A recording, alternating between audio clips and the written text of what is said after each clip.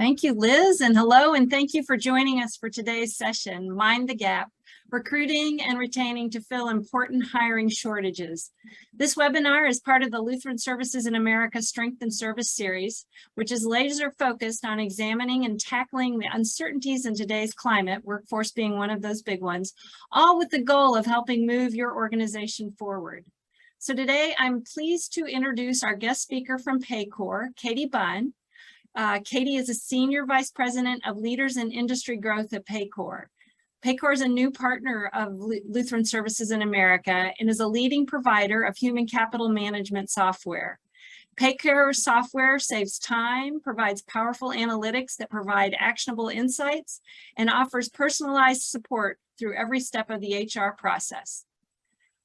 Today, Katie will provide an overview of what is driving the staffing shortage, share predictions about the sector's future, and the ways you can empower your frontline leaders to drive retention and attract new employees. We'll have time for Q&A at the end of the presentation, so feel free to enter your questions into the chat box at any point in time. And now I think I'll turn it over to Katie. Thank you, Alicia. I really appreciate it. I am so excited to be here today. I'm going to go ahead and pull up my presentation here. So as Alicia mentioned, I've got one of those crazy titles that after you hear it, you're like, what on earth does this woman do? But I am the SVP of Leaders in Industry Growth. And so essentially at Paycor, our mission is all about empowering leaders to develop winning teams. And so it's really my responsibility to ensure that we are living out that mission throughout our entire company and also throughout the entire customer journey. And we fundamentally believe that if we are actually empowering leaders to develop winning teams, we also need to understand the nuances that those leaders are facing in the specific industries that they serve. So I also lead our healthcare program at Paycor, and that's really going to be the focus of the talk today. So please know today is not going to be a sales pitch on Paycor, but we really want to address some of those top concerns that you all are facing every day. So as we jump in, you might be asking yourself, well, why leaders? Why is Paycor purpose-built for leaders? Because a lot of our competition are all focused on the employee experience and employee engagement. Well, we at Paycor, we have identified that nearly 33% of employees in the US are quitting their jobs. Now, I want to make an important designation. This is just all employees. This is not healthcare specific. We'll get there in just a moment. But when you look at why they are considering quitting their jobs, it's surrounding things like toxic company culture. It's also about their managers. And really, all of those things kind of come together to where we believe that leaders disproportionately affect engagement. And we all know that engaged employees are really going to be delivering better results. So you're going to hear a theme throughout today that is all about how all of you can go out and really empower your frontline leaders, your frontline managers to be those change agents in your organization. And you're going to hear me use the word leaders far more than managers. And I want to tell just a quick little story as to why. So one of my first ever bosses had said to me, and it stuck with me ever since this moment, she said, managers manage projects, leaders lead people. And so I think that's really important because where we're at today is that we have to have a fundamental change in the way that we are thinking about leadership and about employee engagement. The last 24 months have been absolutely crazy for everyone, and you guys have felt it the hardest. There's no denying that. But what's interesting is that now coming out of the pandemic, we're still here, believe it or not, but employees have really become in the driver's seat. And it's because of the talent shortage that we're experiencing. And because they're in the driver's seat, they're demanding a better working environment. So we as leaders and our leaders of people also have to start to think about how does that really change and impact their role on a day-to-day basis. So I mentioned before that this was really about US staffing overall. Let's jump into healthcare. Unfortunately, as you guys are probably feeling, the outlook is not any better. 3 in 10 healthcare workers have considered leaving the profession. I want to tell you, that's not leaving their job, that's leaving the profession. That's a lot. That's huge. And more than half are reporting that they're burnt out. So today, a lot of what we're going to talk about is how you can actually focus first inward on retaining your current employees. And then we'll also give you a few tips and tricks on how you can attract new talent. Nursing homes, for any of you in the long-term care, you guys have been hit the hardest. And I can't even imagine what it's been like on a day-to-day basis for you all. We're seeing that there were nearly 240,000 caregivers that were lost since the start of the pandemic. And just in January, those numbers were at its lowest in the past 15 years. We also are seeing that 28% of nursing facilities are reporting at least one staffing shortage. And I got to be honest, I'm a little bit surprised. I kind of thought it would be higher. So I wouldn't be surprised if that number is skewing a little bit low. But at the end of the day, we truly believe that if you can empower your frontline leaders, they can really inspire that culture change and they can be change agents. And we'll give you some tips on how to do that. One of the biggest questions I get is, okay, so is this just a short-term thing? Are we going to be fine in 6 months? Unfortunately, that outlook is not looking that way. We do not believe that this is a short-term problem. And that's also why we believe that we have to start looking internally and making some of those changes in our leaders so that we can really create more impactful and powerful cultures that can help overcome these long-term challenges. This is a projections on what employment is going to look like by 2030. And you can see those largest areas of growth are within healthcare. Nurse practitioners, home health and personal care aides, medical and health service managers, and so on. If that's where the most amount of growth is going to be, when you also just look at the numbers of people in the United States, we don't have enough people to fill these positions. And so it's going to be an ongoing challenge, but the good news is there is opportunity for you guys to make changes in your organization to really be able to stand out from the crowd. So again, today we're going to talk about that. It can't be solved with a short-term solution since this isn't a short-term problem, but if you empower your leaders, you'll be able to retain your current employees while also attracting new talent. So first things first, one of the pieces that we wanted to uncover is what is driving this exodus? Why are people not just leaving their jobs, but they're leaving the profession? And really it comes down to burnout, toxic culture, lack of flexibility, and pay. And we have seen that across so many different resources and outlets that are really harking on the same thing.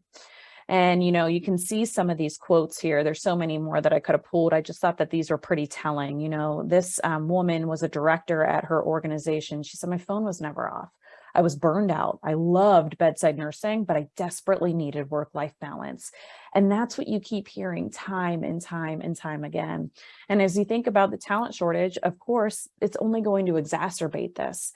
And so we're also going to talk about how can you use staffing agencies, not just to fill open positions, but maybe to be able to enable your current employees to take the PTO that they deserve, to go on the breaks that they need, and so on.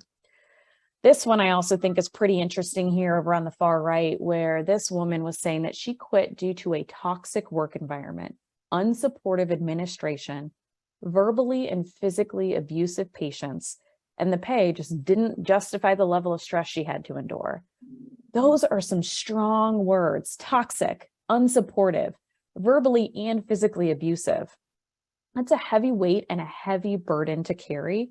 But there is opportunity that your organization, if you really are starting with the change from the top, can start to flip those things like the toxic work environment and unsupportive administration. Those are overcomable 100%. And honestly, when you start to get rid of that toxic work environment and you're showing that you're supporting your staff, things like even the verbally and physically abusive patients, those aides and those nurses are not going to feel alone. They're going to feel supported, and that makes all the difference in the world. So now on to more of the positive stuff, because I know I don't want to be Debbie Downer. So how can we really start to improve some of the engagement within your companies? I want to give you five keys, and we're going to jump into each of these.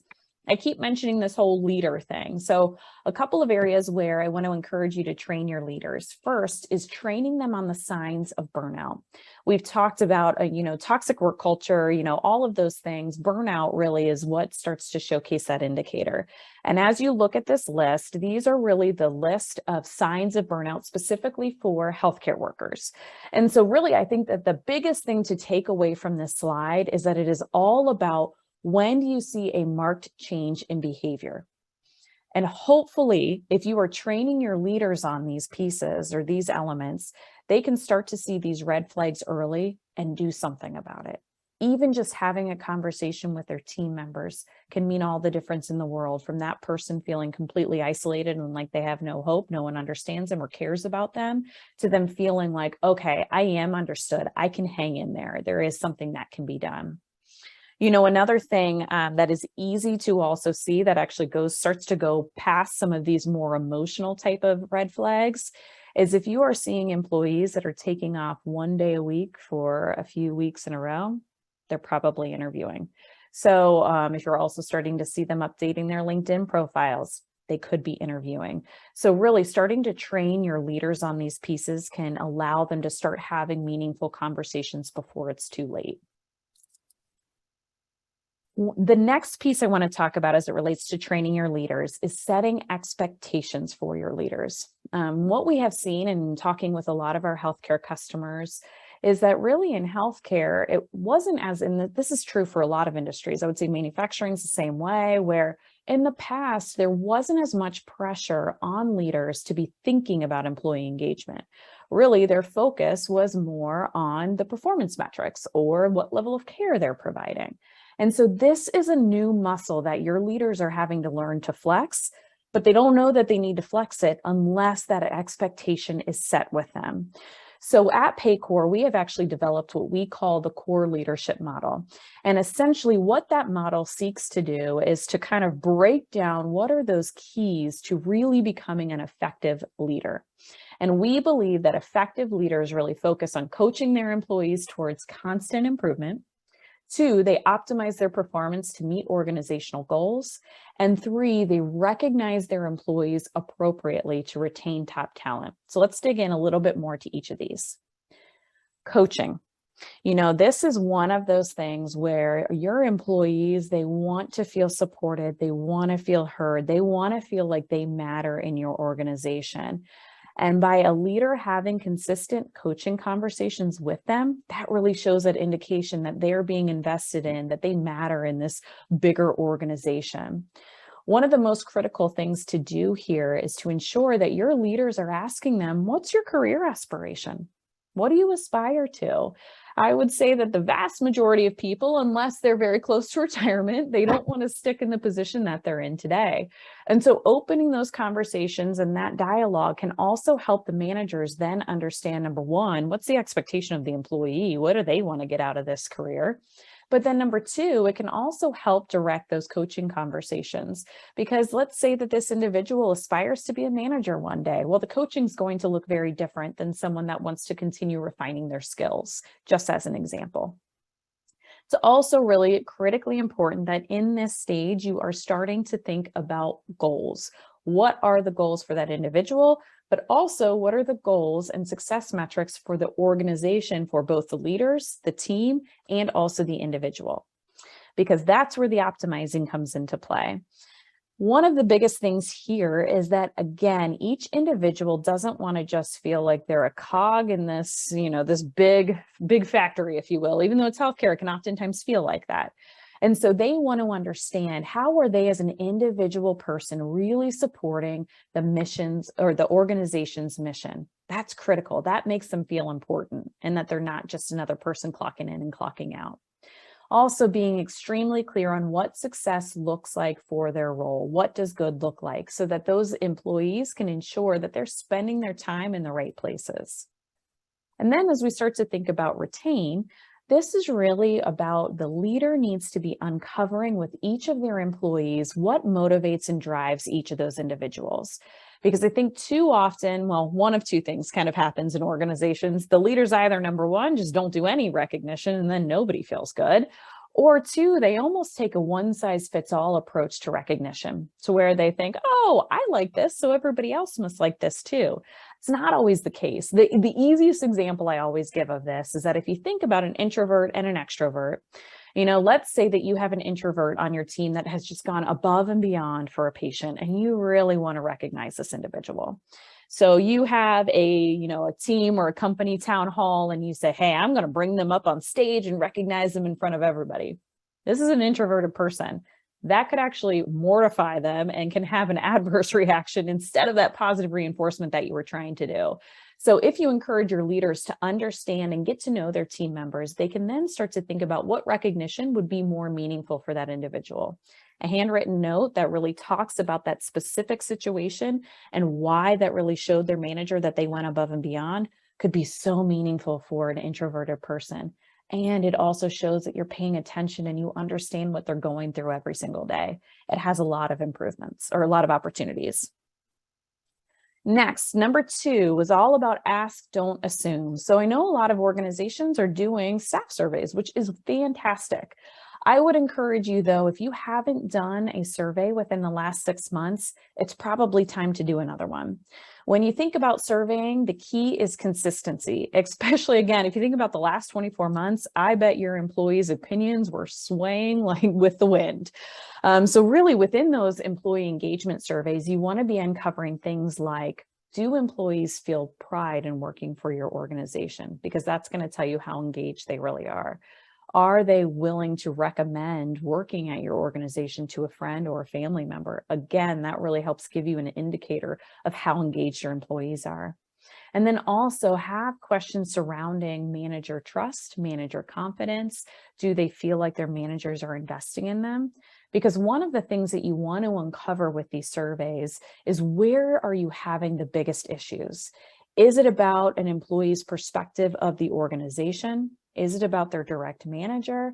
Is it about things like benefits and pay? And surveys are the only way that you're going to be able to truly uncover the pulse of the organization, rather than just assuming that you know what their perspective is. A lot of times we have seen people be completely surprised by what the survey says.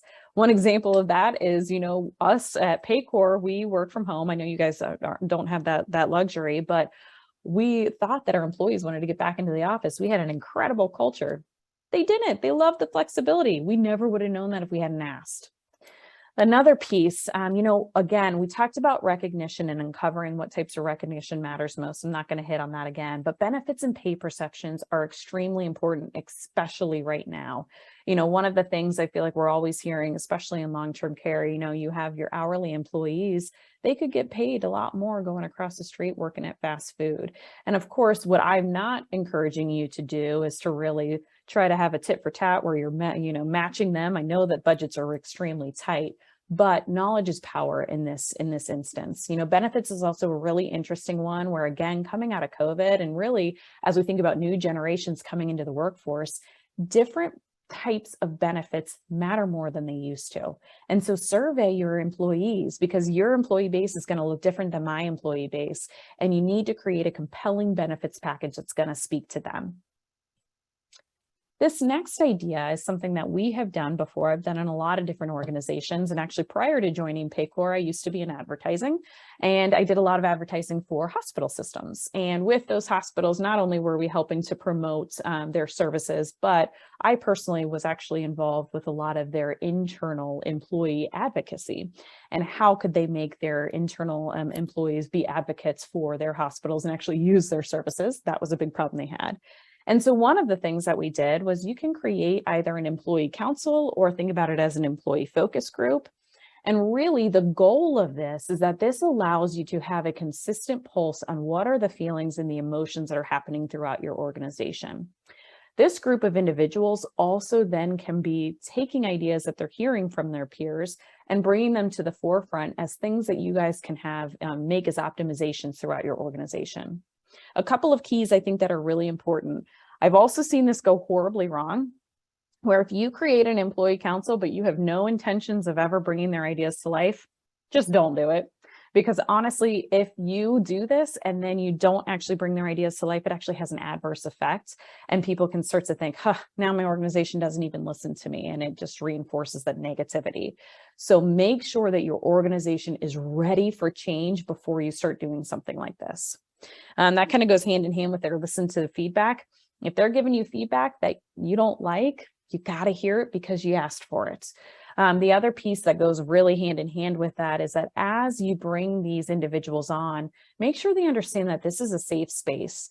You know, your first couple of meetings are probably going to be pretty quiet because people aren't sure if it truly is a safe space, if the things that they say here are going to impact them in their performance reviews, things like that.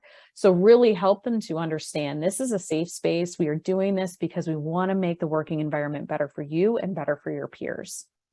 I would consider some type of term, because you will see that if you keep people on these councils for too long, they tend to get burned out. And there are other people chomping at the bit that they want their opinion heard too. So, you know, you could do 6-year term or 6-month term, 1-year term, whatever you want, but I would just have some sort of start and some sort of finish. That also helps when you're thinking about your employees are all over capacity right now. They don't want to add one more thing to their plate. This helps them understand what the expectations are of them, and also helps them see you're going to be a part of something much bigger than just, you know, your day-to-day. Make them visible. This is one thing that I think a lot of organizations miss out on. They'll make changes because they heard of them from employees, and they never tell anybody that that's why they made those changes.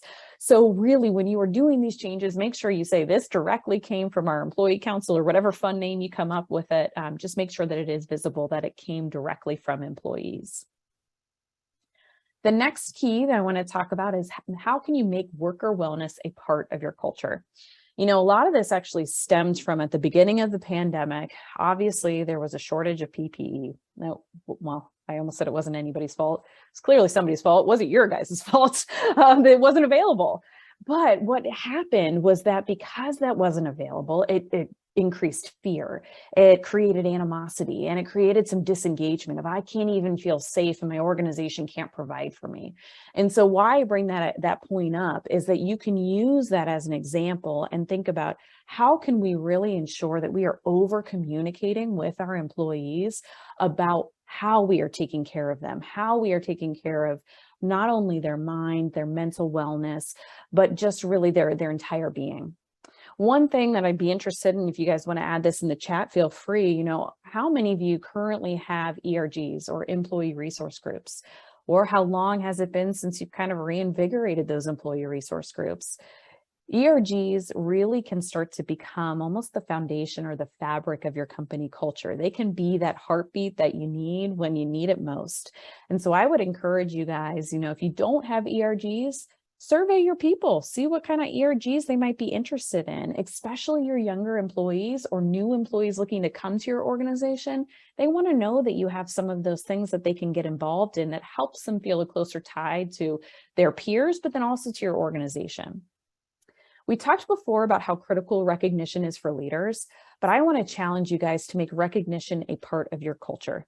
This does not have to be expensive. One of the things I always do when I start a new team is that I create a Google Doc, a shared Google Doc that is called whatever the team is, favorite things. And in it, I have individuals put their birthday, their home address, if they feel comfortable with that, their favorite candy, their favorite Starbucks drink, you know, their favorite gift card. You get the idea. But really, the idea here is that then that starts to open up to say recognition is not just the responsibility of the leader. It is the responsibility of each and every one of us. And that way, you can also ensure that the team members are being extremely intentional when it comes to their recognition and their thank yous. Just the fact that you knew that Sally liked Skittles more than M&Ms, that means something. And it allows those peers to start to really recognize when their peers have gone above and beyond. And it just really starts to create more of that culture that everybody wants to be a part of. So it doesn't have to be a Google Sheet, it can be whatever you want, but try to encourage that recognition amongst everyone. This is an interesting one. I think we all have the best intentions when it comes to breaks and to taking PTO, but I tell you, I've got a lot of friends and family that are in healthcare, and this is something I consistently hear from them. I guess since I'm not in healthcare, maybe I'm a safe space, I don't know, but they all say, I feel like I can't take PTO. And so that's where, you know, as we think about staffing agencies, I know none of us really want to be using them, and it almost feels many times like a necessary evil. But instead of just thinking about it to fill open positions, you could also think about it as giving your staff some breathing room. Because while it is expensive to bring in those people from staffing agencies, it is less expensive than having more and more and more open headcount that you have to fill. So just think about, are you really ensuring that your leaders are embracing the idea that breaks are important, that PTO is important? People have to have time to regroup, refresh, and kind of have that respite. One other thing I would encourage you to think about is, what are your break rooms? What do they look like? Are they cold and dreary, or are they actually a true respite? Put that in the hands of your employees. You know, if you have multiple floors, maybe there's one break room champion on each floor. Again, that can be something that you can rotate out. But, you know, I actually, one of the things that I think about with this is that some other rooms, as I've actually done a whole other presentation and webinar on how to welcome, you know, nursing mothers back into organizations. But one of the things is really thinking about those mother rooms. And this goes for break rooms as well. I've been at very large organizations that had a lot more money, to where you go into those mother rooms and they are cold, they are dark. It's not welcoming. You're like, goodness gracious, I just want to get out of here. But I was at a small startup company, and there was a woman, she was actually the office manager, and she just had a passion for working moms. And so she took it upon herself to revamp that mother's room. And again, it wasn't about expensive or adding in a bunch of decor. She put in things like gum, tissues, a mirror, so that you don't go into a meeting with your shirt on backwards. I did that once. It's not great. She also, one of the things that I think was the best touch was that she put Post-it notes in the room and hung a whiteboard, and she encouraged moms to leave notes of encouragement to other moms. It's little things like that that don't cost money, but they're intentional and they can have a really big impact. So think about, what could some things be that you could do to revamp your break rooms?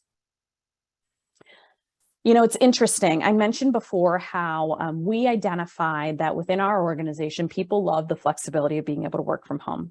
Obviously, that is not prevalent when it comes to your frontline workers in healthcare, but they still value flexibility. And we are hearing this time and time again. And so I would encourage you, number one, again, that ask, don't assume. How does your staff define flexibility? You know, what we have seen, but again, I don't want to speak for your organization. What we have seen is that flexibility means having predictability over their schedules. Number one, so that they know exactly, they can predict far out what their schedule is going to look like. It's not a surprise every single week. But number two, that they can also be able to take the PTO that they need, or if they need to be able to go and, you know, see their child's sporting event, they can do that because you're giving them control over their ability to swap shifts.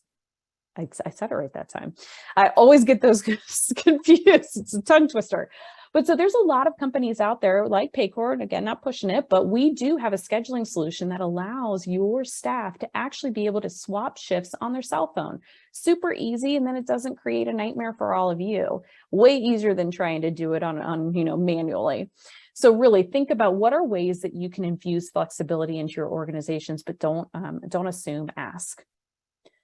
One of the hidden gems that you guys have is your mission.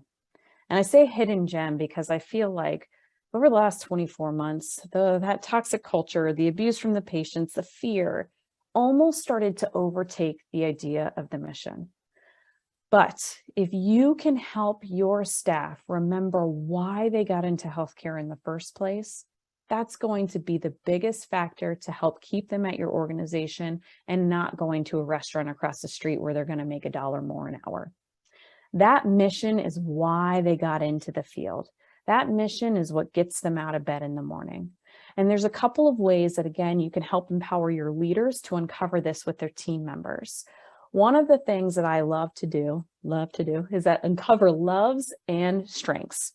And so I'm going to give a quick story. I know we're running tight on time. I had an individual on my team, and I will tell you, she was not doing well from a performance perspective. In fact, we thought we were actually, I was getting a ton of pressure to let her go. And I said, just give me a little bit of time. I've got faith in this one. So we were doing this exercise where we were uncovering, what do you love? What is it that you love about your job? And the first answers that you are going to hear hopefully won't be the answer that you end at, because the key to this exercise is to continue peeling back the onion. Even if somebody says, I love being with my family, that's great. Keep peeling back the layer of the onion. This woman told me, well, I love planning events. Okay, why do you love planning events? She starts talking about the decor and blah, blah, blah. Long story short, we keep peeling back the onion until finally she says she was actually doing a lot of events for bloggers. This was back when I was in advertising. So she said, what I truly love is when I'm in a room and I'm at the back of the room and I see the bloggers walk in, and it's that moment of joy on their face when they see that we did all of this for them. So that's it. You love showing people their value. And so what we were able to do was, at that time, we took 50% of her day-to-day job and we actually shifted it so that she was focused on promoting the agency. And if you think about an advertising agency, that means applying for awards for teams, applying for awards for individuals, showcasing their value.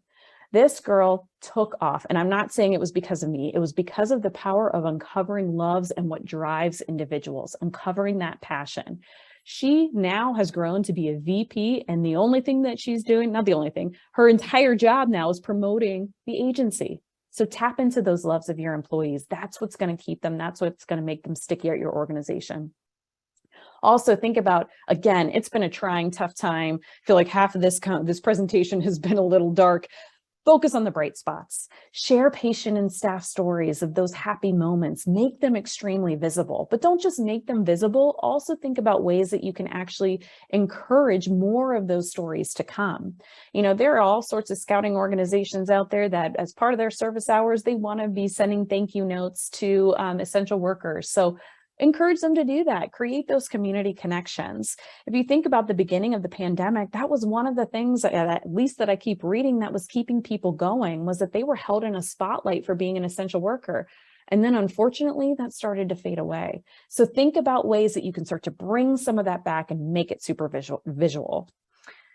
You're probably like, okay, why do you care so much about this why and the mission and all of that? Well, this is a quote I heard at some conference, but what they said was that one person with passion is better than 40 people merely interested. And I truly believe in this, especially as you think about the tough and challenging times with healthcare. That passion, that reason for the mission is what's going to keep them going through the tough times.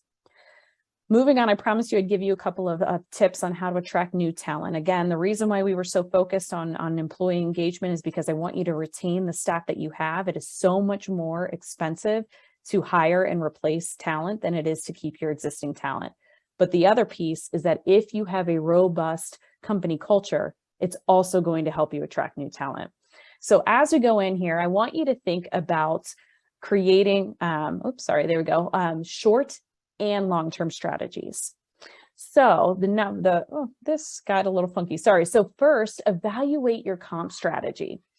What I want you to do, and this is not, again, I know that none of us have all the money in the world that we wish we did, but look at rates for similar positions at your competitors. And even, if you are feeling that your employees are leaving the entire field and they're going to that QSR across the street, look at what their rates are, just so that you can see where you compare. Again, knowledge is power. Also, we have seen, unfortunately, that even our employees that have had the best loyalty and are making the biggest impact, they have almost been hurt by staying and by their loyalty because their compensation is not matching what we're having to pay to get new employees in. And I want to encourage you to look at that and evaluate it before it's too late. I will say that part of the reason why I left advertising, I got a competitive offer. My organization tried to get me to stay by increasing my pay by 40%. Do you know what that told me? It told me that they knew that they were taking advantage of me and didn't do anything about it until I was threatening to leave. So I left. So I would encourage all of you to evaluate your compensation strategy. There's a lot of technology out there, like Paycor, that can also help you do this very easily. This is also a really critical and important part of DE&I as well. We talked before about starting to fill those gaps with agencies. Again, don't be afraid to do that as you're thinking about your staffing shortages. There's a lot of technology out there that can help with this. One of our key partners is SmartLinks. They actually have a staffing marketplace that allows you to post different openings that you have, and they can fill those with their staff. Stop posting and praying. We hear this all the time from our prospects and our customers. They're like, oh, I just post and pray when it comes to my job openings. It's not enough anymore. We cannot be reactive. We have to be proactive when it comes to attracting talent. So I want you to do a couple things. One, are you cross-posting on healthcare job boards? Because this is so critical, we actually are about to launch a new integration partner that's called Job Target, where they have access to 2,500 job boards. A good portion, I want to say 30 to 40%, are healthcare specific, because again, you got to get visibility for these positions. There's so much competition out there right now. Number two, evaluate your entire candidate experience. I want you to go onto your website and just think about it as if you are somebody that has no idea who your organization is. Is your careers page working hard enough for you? Is it highlighting what's so special about your organization's culture? Is it highlighting that mission that we talked about so much? Is it also mobile friendly? I got to tell you, 61% of all applications in 2020 were done via mobile, and I would be willing to bet that number is even higher now. I mean, think about it. We're all sitting on our couch. We're on our phones. That's when people are out there looking for positions. So make sure that your career sites are mobile friendly. Are your job descriptions compelling? You know, it's interesting. I've seen so many different stats out there that talk about how, as hiring managers, we think that the job descriptions are great. The employees are like, I have no idea what this position is trying to do and what it's actually asking for. So make sure that they are descriptive, not only about what that individual is being asked to do, but that it is also descriptive on what are the benefits that set you guys apart. About that mission again, bring it to life.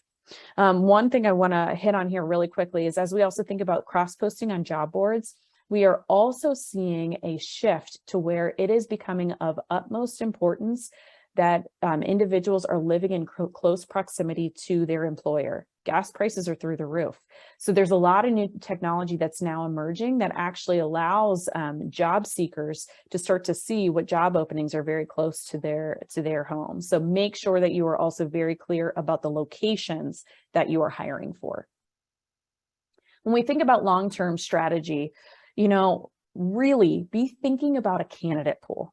And this is, I think, it's something that people have been talking about kind of loosely for probably the last 10 years, but it is so critically important right now. And when I say candidate pool, what I mean is that just because somebody applies for a position and they're not right for that position today, that doesn't mean that they're not going to be right for a position tomorrow. So make sure that you have some sort of means for really collecting all of those resumes and being able to easily access them. One of the product features that we are launching at Paycor is that we are actually allowing our customers to be able to more easily search by keywords through their entire candidate pool of resumes, because we know that this is so critical. Also, be thinking about those past applicants or even your past employees to help fill those positions. If somebody quit at the beginning of the pandemic, they might be ready to come back. We at Paycor are seeing a ton of boomerangs coming back now because they found out the grass wasn't greener like they thought it was. And for those individuals that were all about the mission, but were just burnt out, it might be time to bring them back. So don't be afraid to reach out to your past employees as new applicants. Create an employee referral program. If you don't have one today, I would encourage you to do it. We have some resources on our website about how you can really easily do this. Essentially, what we have seen is that when an employee is referred in by a friend or a family member, they have much higher retention numbers. So really think about, how can you encourage your employees to be advocates for you, and how can you incentivize them to do that? You are working on that employee engagement and really revamping your culture. This is going to be so much easier. The other idea to throw out there, and feel free to comment on this in the chat, could be a bad idea, but really thinking about how could you really transform your volunteer programs to be feeder programs. This is, again, is a long-term strategy. But as you think about local high schools and local colleges in your area, are you really forging and forming partnerships with them? How could you really create volunteer programs so that those students start to get that volunteerism bug, and they start to realize, goodness gracious, it's good to work for something that has a mission that makes me feel like I'm a part of something bigger. So, and then where the magic really happens, if you can get their approval to actually have their contact information, just keep them abreast of things that are happening with your organization and other volunteer opportunities. You can also start to use them then when you have job openings after they've graduated. So just think about them as a long-term feeder program. I want to leave you with this thought, because we've talked a lot about leaders and the importance of leaders. And I think the role of a leader has changed. In the past, leadership was about position. What's your title? That is not the case anymore. And this is something you've got to drive home with the leaders in your organization. Leadership is no longer about position, but it's about passion. And the other key is that it's not about image. You know, there used to be so many conversations about what's your personal brand. And I never loved those conversations, because to me, it felt like you were putting on a facade. And these days, people can see right through that. So leadership is not about position, it's about passion, and it's no longer about image, but it's about the impact that you're making. And that is so true when it comes to healthcare leaders today. So I hope you guys found some tips that you can use in your organizations. Quickly, I do want to introduce Brett Allen, who is our Principal Major Market Sales Executive at Paycor. If you guys have any specific questions about Paycor, his contact information is on the screen here. Brett, maybe give everybody a quick wave. There's Brett. So please feel free to reach out to him. And if you have any questions on any of the ideas that were presented today and you don't get your question answered, please feel free to reach out to me. And with that, Alicia, I think we'll open it up for some questions if there are any. Need to take myself off mute. We have a great question. And can you all hear me? Yes. We have a great question in the chat. Basically, do you have any suggestions, and keep the questions coming, for ways to make a small rural skilled nursing facility seem like an attractive place to work? Our employees had a really hard time during COVID, and we are having a tough time recruiting. As a former and executive, do you have ideas about ways we could get started? Yes, absolutely. So don't let, small get in your head, because really, I think at many times when you're a smaller organization, it's easier to have the bigger culture change and the bigger impact. And so what I would encourage you to do is, again, think back to, can we create some sort of focus group or employee council so that we can understand what's working in our organization and what's not. If you don't know what you need to fix, you could focus all your energy in the wrong areas. So I would start there. Then also start to think about, when you're looking at some of the other available positions in that area, and don't just think, in a 5-mile radius. If you're rural, you got to go much wider than that. But look at what are some of the benefits that the other organizations are offering. Is there a way that you can get creative so that your position starts to look really enticing to that individual? The other thing, again, you've got to be shouting that mission from the rooftops. Other organizations are not necessarily going to have that, and that is going to be your secret weapon. So really, first, think about how can you start to listen and tap into your employees to understand what's working, what's not working, fix the things that aren't working, shine a light, increase the things that are working. Think about doing some employee resource groups. Really think about how you can revamp your benefits to be competitive in that area. And don't just post and pray. I think that's going to be one of the biggest things. Make sure that you're getting visibility for your job postings. One thing I would encourage you to do is that, just do a quick Google search. Now, you probably need to clear your cache because, of course, you've been to your company's website a lot, but do a quick Google search and see if you find your position, if it pops up when you're looking for similar opportunities. Wonderful. And you mentioned here's another one. You mentioned the importance of flexible schedules. What are the ways to think about flexible schedules for our employees who are not using technology? Yes, it's tough. Well, first, I would say consider using technology. It'll make your lives a lot easier. But if you don't have that, what I've seen, and I even harken back to, I was a server. I feel like everybody needs to work in a restaurant at some point in time in their life. It really helps give you a lot of skills that you can use. But back at that time, we had a board that was very visual in the back office. And it literally was Post-it notes to where you could put up when you had a shift that you needed covered, and then an individual would write their name. Now, the challenge is that without the technology, there is a little bit of a lack of accountability. And so one thing that I would encourage is that as you have an individual, let's say that I'm the one that needs to swap my shift, it is my responsibility to inform my manager of who is taking over my shift. If you don't do that, I got burned many times in the restaurant industry to where the person doesn't show up and all you had was a Post-it note, and guess what? It fell off the board. So I think that you also need to really set those expectations of, here's the process. We've got this board so that there's some visibility. but you as the individual employee have to close the loop with your manager. Wonderful. And keep the questions in the chat, coming to the chat. We have another one, you really talked about the importance of organizational culture. And, what are some of the ways that we can think about, someone who's doing a great job at work, but is really negative with the others, and kind of fostering that negative culture. Do you have any ideas how to, suggestions on what folks should do in that situation? Yes, put them on that focus group. Because I tell you what, it's interesting. I have had many times where I've had those kind of negative Nancy's, if you will, on the team. And when I start to ask them, okay, well, what would you propose? What would you do differently?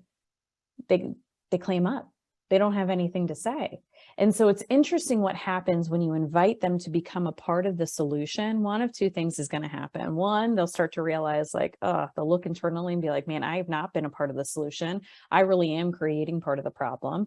Or two, they're going to really start to change and think, okay, well, now I have to save face. So I need to come up with some ideas on how I can improve things. And what's great is that they will then become almost the voice box for you. So what you'll start to see, because people like that also tend to want to be in the spotlight. So they'll go out and they'll be like, oh, do you see that thing in the break room? That was my idea. That's way more positive than them saying, can you believe how gross the break room is? So I would say bring those people in, bring them closer, don't push them away, bring them into the fold, let their voice be heard, and try to really empower them to actually be some of those change agents too. Wonderful. Just curious, given your vantage, have we hit the bottom of the workforce crisis, or do you consider it still ratcheting down? That is such a great question. I don't know. I have never been one for gambling. What I will say is that I think maybe we have hit the bottom. And the only reason why I'm starting to think that is because we're starting to see those boomerangs. And so what that is telling me now, I don't think that we're not done. We're not in the clear by any means. But I think that people are starting, there was that whole time period throughout, I will say probably the first 12 months of the pandemic, where everybody was doing that internal searching of what am I here for? Like literally, what am I on this earth for? What really matters? How can I start to refocus and reprioritize my life so that I can make space for the things that matter most to me? And for a lot of people, that was their family.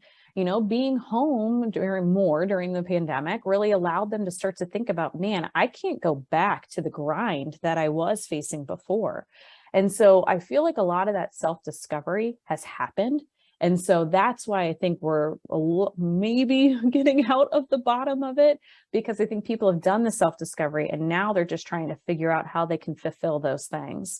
And so that's why, again, I think it's so critical for your leaders to be uncovering what is filling the cup of their employees and how can they help play a role in that. Wonderful. And you mentioned some of the work around new mothers and making, and so there was another question around, do you have ideas to attract working moms who would be a great part of the workforce, but who are concerned about going back to work? Yes, absolutely. Jamie's on my team. I'm going to see if maybe we can also send out a webinar that I did on welcoming working parents back, because we talked about not only working parents, but also parents who unfortunately didn't get to bring their baby home from the hospital, because that's also extremely, extremely tough. So there's a lot of tips that I can send out to you guys surrounding that. But for women in particular that maybe are thinking about not coming back, I cannot stress enough the importance of a powerful parental leave. So many studies have shown that when you force mothers and even fathers to come back too quickly into the workforce, they're not in the right headspace. If you think about most standard is 12 weeks and not 12 weeks pay. I mean, that's like legally what you have to do. But at 12 weeks, think about it. If you're a mom, that's when that little baby finally isn't just a blob. They're starting to show some personality, and that becomes really tough for moms to come back. So just consider, can there be any flexibility to extend beyond that? But also, could you bring them back in a different capacity to maybe where those first 6 months that they're back, they can come back part-time? That doesn't mean that they're committing to be part-time forever, but it allows them to get over that hump. And, sometimes I think people think, well, we can't do that long term. That's going to be too expensive. But again, when you think about how expensive it is to replace someone, sometimes making some of those short-term sacrifices is going to make them so much more loyal to you. So think about how you could get creative with them coming back.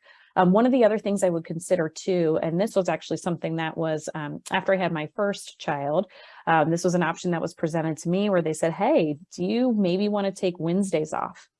Because then it gives you a break in the middle of the week, and you can tell yourself that you can do 2 days or 3 days so much easier than you can thinking about a 5-day work week. So that's another idea. Just think about how could you get flexible with bringing them back and ensure that you have, a comfortable space for mothering rooms. And it doesn't have to just be for moms who nurse. It can also be for moms that just need a minute because it's tough. So that would be my advice. Wonderful. Any other questions, conversation?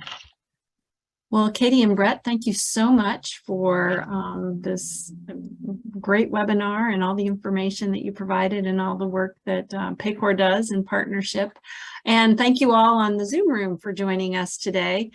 You'll receive a follow-up email from Kim Roke containing the materials from this webinar, the webinar recording, and a link to the full report, which I know all of us will find as a useful reference. We've also want to call your attention to the fact that we've built out our strength and service programming for the summer.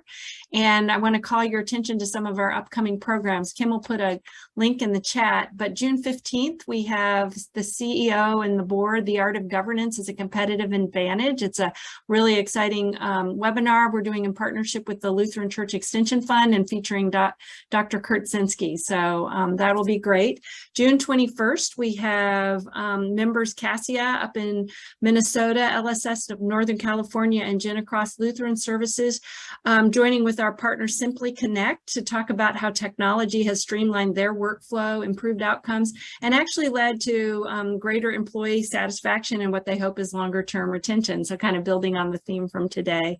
And then we're getting ready to announce our July lineup, which includes a webinar on cybersecurity, which is always important. And we're kicking off our Race, Equity, and Inclusion series towards the end of July with Dr. Monica Fox, who's really going to be talking about how we can move beyond allyship to becoming an accomplice in the REI work that we all need to do. So check back for our links, and we really look forward to seeing you all in these and additional programming. So thank you once again, Katie and Brett, and we look forward to seeing everyone soon. Take care. Thank you.